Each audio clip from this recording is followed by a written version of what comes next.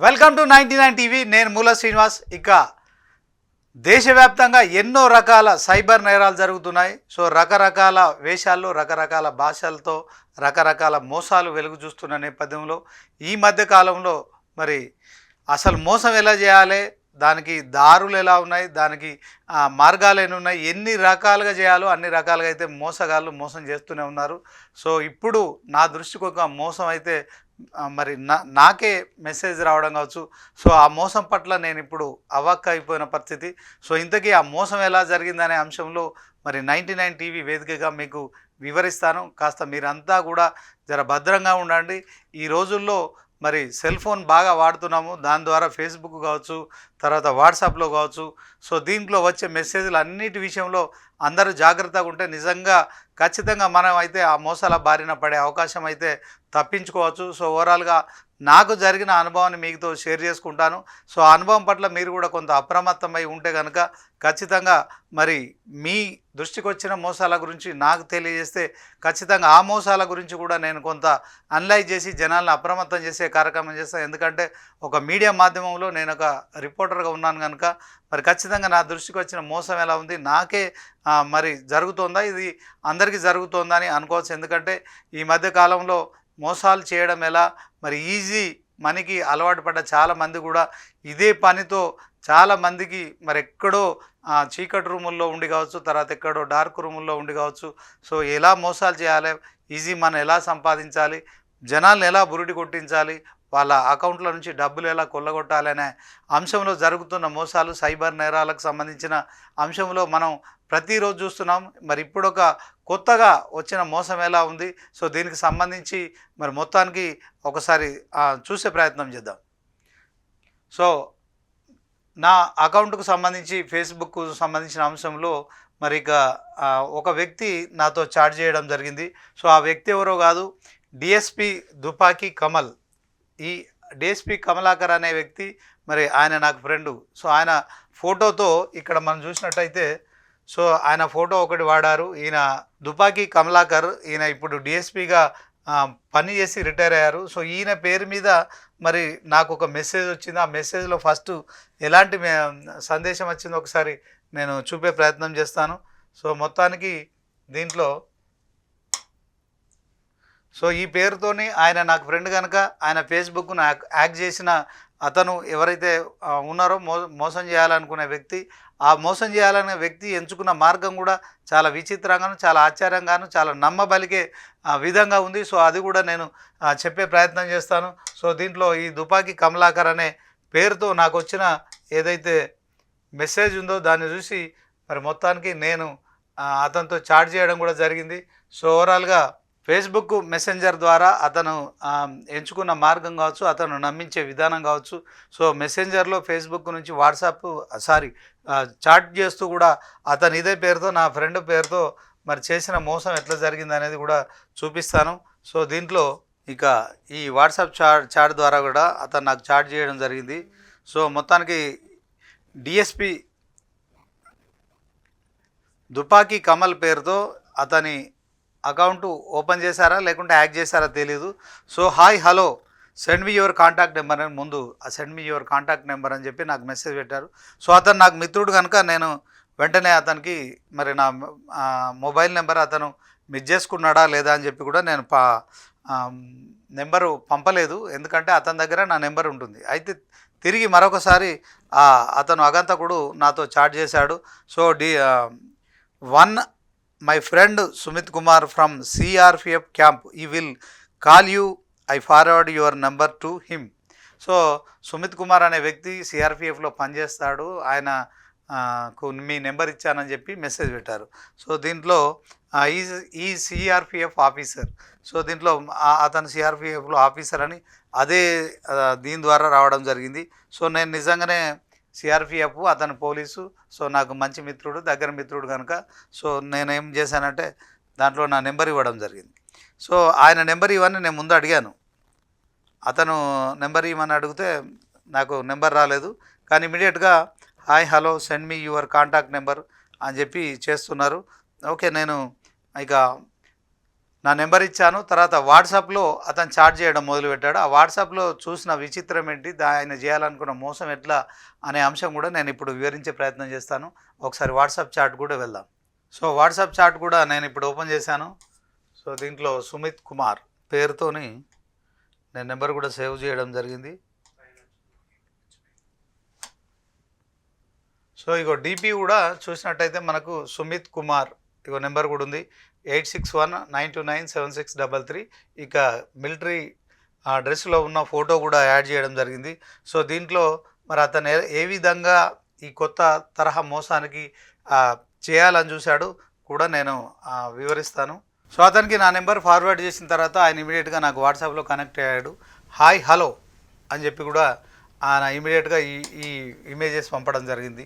దీంట్లో ఒక ఏసీ, తర్వాత ఒక 100 ఇంచెస్ ఎల్ఈడి, దీంతోపాటు ఒక డైనింగ్ టేబుల్, అదే క్రమంలో వాషింగ్ మిషన్, ఇక ఒక ఫ్రిడ్జు, ఒక చైరు, రిలాక్స్ చైరు, అదే క్రమంలో ఇక దీన్ని వాషింగ్ మిషన్ కావచ్చు, లేకుంటే అది ఈ మధ్య కాలంలో కొత్తగా వంట సామాగ్రి అంటే గిన్నెలు తోమడానికి ఉపయోగించేది అనుకుంటాను. సో అదే క్రమంలో ఇక ఒక bed, double cot bed. So దీంట్లో చూసుకున్నట్టయితే sofa set, so 6 seater sofa set, అలాగే టీ5, దాంతోపాటు మరొక సోఫా సెట్ మొత్తానికి. సో ఒక బీరువా, దాంతోపాటు ఇంకొక బెడ్డు. సో ఇలాంటి వస్తువులన్నీ నా దగ్గర ఉన్నాయని చెప్పి అతను నాకు ఇమేజెస్ పంపడం జరిగింది. పంపించిన తర్వాత సో ఇవన్నీ వస్తువులు అతను పంపించడమే కాకుండా అతను ఏం చేశాడంటే ఇమీడియట్గా దాని కింద ఆల్ ఐటమ్స్ ప్రైస్ 50,000 అన్నాడు. సో ఓకే అన్నాడు. నేను కూడా అప్పుడు ఏమన్నాను, ఓకే అన్నాను. నిజంగానే నా ఫ్రెండు డిఎస్పి కమలాకర్ ద్వారా అతను నాకు అప్రోచ్ అయ్యాడు. ఎలా అప్రోచ్ అయ్యాడు? ఫేస్బుక్ మెసెంజర్ ద్వారా అతను నాకు అప్రోచ్ అయ్యాడు. అదే క్రమంలో నేను నా మొబైల్ నెంబర్ ఇవ్వగానే అతను నా వాట్సాప్ నెంబర్ కనెక్ట్ అయ్యాడు. అదే క్రమంలో నేను కూడా ఓకే అన్నాను. ఐ విల్ కాల్ యూ యాసప్ అంటే యాజ్ పర్ యాజ్ పాసిబుల్ అని నేను పెట్టాను. You confirm me today sir అని చెప్పి మళ్ళీ ఇమీడియట్గా ఎప్పుడు అతను మొదలుపెట్టిన చాటింగు. సో దీంట్లో 12:07 వీటికి సంబంధించిన అన్నీ కూడా తను నాకు పంపడం జరిగింది. సో నేనేమనుకున్నానంటే నిజంగానే నా ఫ్రెండ్ ద్వారా అతని పేరు చెప్పుకున్నాడు కనుక, సో నిజంగానే ఆయన చెప్పిన దాంట్లో విషయం ఏంటంటే నేను సిఆర్పిఎఫ్ క్యాంపులో పనిచేస్తున్నాను, రామ్నగర్లో ఉంది ఆ క్యాంపు. దాంట్లో నాకు ఢిల్లీకి ట్రాన్స్ఫర్ అయింది, రేపు పొద్దున్నే ఫ్లైట్ ఉంది. సో ఆ ఫ్లైట్కి వెళ్ళిపోవాలి. ఈ ఫర్నిచర్ అంతా నేను మీకు ఇచ్చి వెళ్తాను. సో ముందుగా ఇది మీకు అవసరమా లేదని చెప్పి కూడా అతను నాకు అడగడం జరిగింది. ఇదే క్రమంలో సో టుమారో మార్నింగ్ నాకు ఫ్లైట్ ఉంది, నేను వెళ్ళిపోవాలి. ఓకే ఐ విల్ అని నేను పెట్టాను. మిస్టర్ శ్రీనివాస్ యూ కన్ఫర్మ్ మీ అన్నాడు. సో నేను అతనికి సంబంధించిన అంశంలో వాస్తవానికి అతను ఏం చేశాడంటే నా అడ్రస్ పెట్టమంటే నేను అడ్రస్ పెట్టాను, కానీ అడ్రస్ పెడితే మళ్ళీ మోసం జరుగుతుందని చెప్పి అడ్రస్ కూడా తీసేయడం జరిగింది. సో అతను ఏం చేసిండంటే అతను ఫోన్పే, గూగుల్ పే నెంబర్ ఇచ్చాడు. సో ఇక్కడ నేమ్ మాత్రం పటేల్ ఆనంద్ కుమార్ అని ఉంది, సిఆర్పిఎఫ్ సెక్యూరిటీ ఆఫీసర్ అని ఉంది. సో ఓకే అని అన్నాడు. సో ఆల్ ఐటమ్స్ కూడా నేను ప్యాక్ చేసి పెడుతున్నాను. సో మీరు మీకు కావాల్సిన అడ్రస్ అంటే నేను అడ్రస్ ఇచ్చిన తర్వాత ఈ అడ్రస్లో నీకు ప్యాక్ చేసి పంపిస్తానని చెప్పి కూడా అతను చెప్పాడు. ప్యాకింగ్ చేస్తున్న ఫోటోలు కూడా పెట్టాడు. సో దీంట్లో నేను చూశాను. So you make the payment, send ఈ స్క్రీన్ షాట్ అని ఒక మెసేజ్ పెట్టాడు. అప్పుడు నాకు కొంత డౌట్ వచ్చింది. సో దాంట్లో నేనేమన్నానంటే ఒక 5,000 మాత్రం పంపించండి నాకు కన్ఫర్మేషన్ కోసము, మిగిలిన డబ్బులు మీరు రేపు ఇవ్వచ్చు అని చెప్పాడు. చెప్పిన క్రమంలో సో నేను అనుకున్నాను, యాక్చువల్గా అప్పుడు కొంత బిజీగా ఉన్నాను. సో అయినప్పటికీ కూడా అతను ఫోన్లు ఈ చాటింగ్ చేస్తూ ఉన్నాడు. 3 గంటల వరకు ఇదంతా చాటింగ్ చేశారు. అదే క్రమంలో నాకు కొంత డౌట్ వచ్చిన తర్వాత నా ఫ్రెండ్ కమలాకర్కి ఫోన్ చేసిన తర్వాత అతను చెప్పిన మరి దాన్ని బట్టి నేను షాక్ అయ్యానని చెప్పుకోవచ్చు. ఎందుకంటే నేను డిఎస్పీగా రిటైర్ అయ్యి సెకండ్ హ్యాండ్ సామాన్లు అమ్ముకుంటున్నాను. సో నా అకౌంట్ ఒకడు హ్యాక్ చేశాడు. సో నీలాగానే ఇంకో విష్ణుకుమార్ అనే అతను కూడా ఫోన్ చేశాడు, 1,20,000 అతని దగ్గర తీసుకున్నాడు. సో ఆ 1,20,000 కోసం మేము కంప్లైంట్ చేశాము. సో అవి రికవర్ అయినాయి అని చెప్పిన తర్వాత నా మైండ్ బ్లాక్ అయిపోయింది. సో నేనేమనుకున్నానంటే ఇక ఇమీడియట్గా ఆ విషయం తెలియగానే ఇక ఇతనితో ఏమనంటే I will call you later please wait I will send you అని చెప్పి అతనితో చాట్ చేసిన తర్వాత 3 గంటల 1 నిమిషంకు నాకు కమలాకర్ గారు చెప్పారు. ఆయన డీఎస్పీగా రిటైర్ అయ్యాను కనుక పోలీస్ శాఖలో ఉన్నాను. నువ్వు ఎట్లా నమ్మినావు శ్రీనివాస్, నేను నీకు ఏదైనా ఫోన్ చేశానా, లేకుంటే నేను సెకండ్ హ్యాండ్ సామాన్లు అమ్ముకుంటున్నానా, నువ్వు నా ఫ్రెండ్ ఎవడో నా అకౌంట్ హ్యాక్ చేసి ఈ రకమైన మోసాన్ని చేస్తున్నాడు, నువ్వు మీడియాలో ఉన్నావు అది కనిపెట్టలేవా అని చెప్పిన తర్వాత ఓకే అని చెప్పి నేను ఏం చేసినట్టే అక్కడ మరి మోసం జరిగే క్రమం అంటే నేను 5,000 పంపిద్దామని తీశాను. వాస్తవానికి ఎందుకైనా మంచిదని ఆయన కన్ఫర్మ్ చేసుకుందాం అనుకున్నాను. అయితే లాస్ట్కు ఆ అగంతకుడు ఏం చేశాడంటే 5,000 అవసరం లేదు, ఒక 1,000 రూపాయలు పంపి అన్నాడు. ఆ 1,000 రూపాయలు పంపి అన్న తర్వాత అప్పుడు నాకు డౌట్ వచ్చింది. సో ఈ 5,000 ఏంటి, 1,000 రూపాయలు ఏంటి, 1,000 రూపాయలైనా కాజేసే ప్రయత్నం చేసిండు అతను అనేది నాకు అర్థమైంది. తర్వాత అతను ఎంచుకున్న మార్గం ఏదైతే ఉందో సిఆర్పిఎఫ్ పేరు చెప్పి తర్వాత కరీంనగర్లో జాబ్ చేస్తున్నానని చెప్పి నాది కరీంనగర్ లొకేషన్ అని అతను కనిపెట్టి మరి నాకు ఫ్రెండ్ అతను డీఎస్పీ కమలాకర్ కనుక మేము రెగ్యులర్గా మాట్లాడుకుంటాం. సో దాంట్లో చాట్ చేసుకుంటాం, ఫోటోలు ఫేస్బుక్లో పెట్టుకుంటాం కనుక సో ఇతనికి ఫ్రెండ్స్ ఎవరు ఉన్నారని అతను మరి సెర్చ్ కొట్టి ఆ డీఎస్పీ కమలాకర్కు నాకున్న ఫ్రెండ్షిప్ను ఆ రకంగా కూడా అతను మోసం చేయాలనుకున్నాడు. సో నేను అప్పుడేమన్నానంటే ఆప్కా location send me my person will meet you and give you cash అని చెప్పి చెప్పాను. నిజంగా అతను కలిస్తే అతను కనుక మరి అతను లొకేషన్ పెడతాడా, లొకేషన్ పెట్టిన క్రమంలో మనిషి ఎవడు ఇలాంటి మోసాలు ఎలా చేస్తున్నాడు తెలుసుకునే ప్రయత్నం చేశాను. కానీ అతను అది వీలు కాదండి, ఈ ఈ క్యాంపులోకి ఎవరిని అలౌ చేయరు, సో లోపలికి రావడం వీలు కాదు, సో దాంట్లో మరి సారీ అని చెప్పి అతను కట్ చేసిండు. అతనికి విషయం అర్థమైపోయింది.